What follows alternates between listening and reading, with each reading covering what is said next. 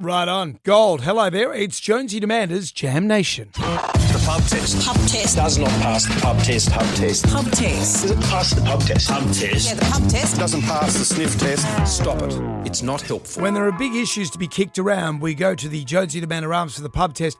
And today, I was a bit sad that April Fools, and even myself, who sort of feels obligated. You like it. You like an April Fool's joke. They make me anxious. And I've been doing, I remember the first April Fool's gig I was ever involved in radio-wise was 2NM Muswellbrook, and we said that there was a crocodile on the loose under the Muswellbrook, the subway there. That's dangerous. Yeah, a crocodile was on the loose and in the creek just near the Muswellbrook subway. So there's where it goes underneath the train tracks. Bad information for a radio station. But back in those days, you didn't care, and people were going nuts for that. Well, I don't remember. I didn't see many April Fool's things today, and I wonder if it's. Well, what about my one? Well, I saw We were your one, jumping but I think ship. it's because the world is is hard at the moment. People aren't doing April Fool's pranks. I don't know. Well, and I was worried because someone said to me today, a young fella, he said, well, is it true? Are you actually going over to do that breakfast show at KISS? And I said, bro, what day is it? And he told me the day. I said, it's April Fool's. And he looked at me blankly. I'd never heard of it. Are the kids not into April Fool's? Is anyone into April Fool's? That's what we've put to the pub test today. April Fool's. Does it pass the pub test? Absolutely it does. It's my birthday, so of course it passes the pub test. It's a gem, mate. It's been magic for 50 years. It absolutely does, and I'm a bit confused. Are you guys saying that there hasn't been much? It's been all over Facebook. Victoria Police are launching a hot air balloon as a new form of travel.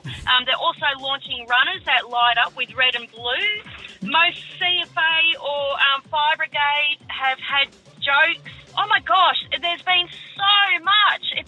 You got to get onto Facebook. It's been a lot. I wouldn't say that April Fool's always passes the pub test, but years ago when I was in the Defence Force for an April Fool's, one of the guys decided to get those things that light up in the ocean, tip all the chemicals over himself and ran through the ship going, toxic hazard, had the ship shut down. He obviously got kicked off in the end, but he thought it was a great April Fool's joke, but we got delayed by 3 days because of it. April Fool passes the pub test, definitely. I couldn't forget it. It's my birthday, and I'm turning 60.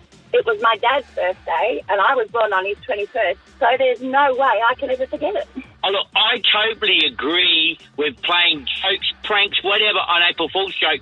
And in fact, many years ago now, I gave Jonesy and Amanda a joke, and what it was, they used it, and what it was is that the police could check if you've been speeding by checking your GPS.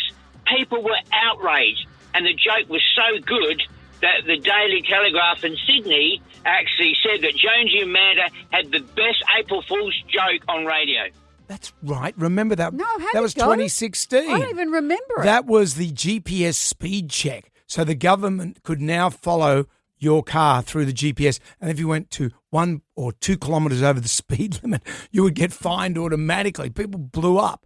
2016. Tell me again about the crocodile that's in the river. That was the last time the Telegraph wrote about it as well. Righto, you two. That's enough.